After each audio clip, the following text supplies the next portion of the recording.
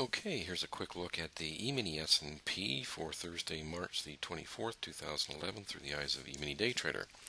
We had mentioned yesterday in the video that we were expecting some support to come into the market in around the 87 area, 86 area, which was down in here. This is what occurred overnight, and of course the market never did get down that low.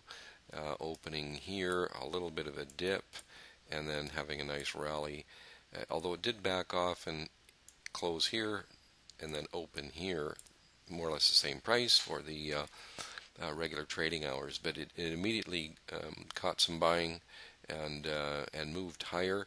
The 4 to 7 area is what we were suggesting as resistance, so the market has come right into that area now,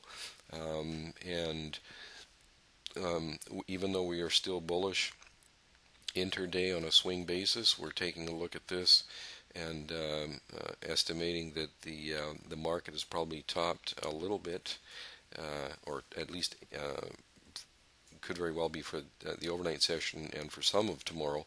If it should hold above 1307, that would be very bullish. Who knows, it might happen overnight. There will be GDP released in the morning along with consumer sentiment, so those will be something that potentially could move the market. If they like the numbers, it could rally above that.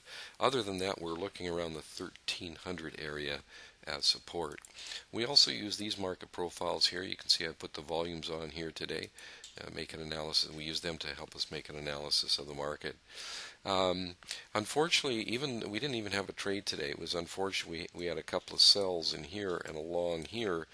The reason that the long wasn't taken, it was too close to our 1307 barrier, 1304, 1307 barrier, so we're not going to take a long trade right below a known barrier, even though everything else is nicely in place, just not enough room to move.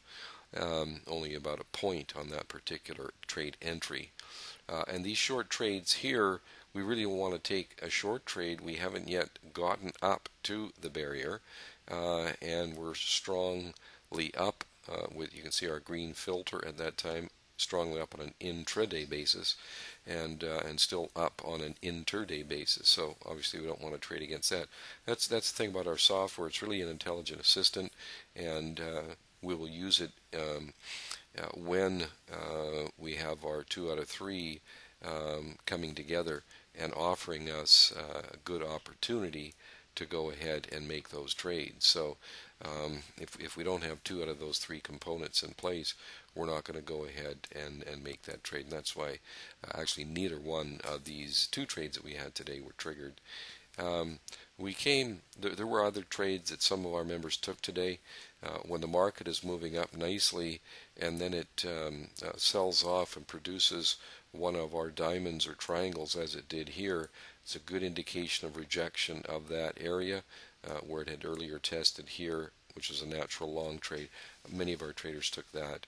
So as far as our system trades are concerned today, no trade today, but still a good day of analyzing the market and following the auction process to be in tune with it, and having a good idea. I think that what we're looking at tomorrow is anywhere from 1300 to 1307 as initial containment.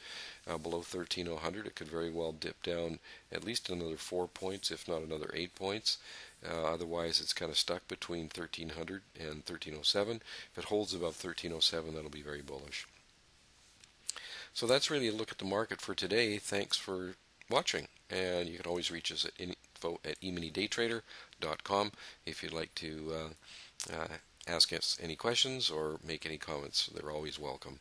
So that'll be it for today, and we'll see you again tomorrow.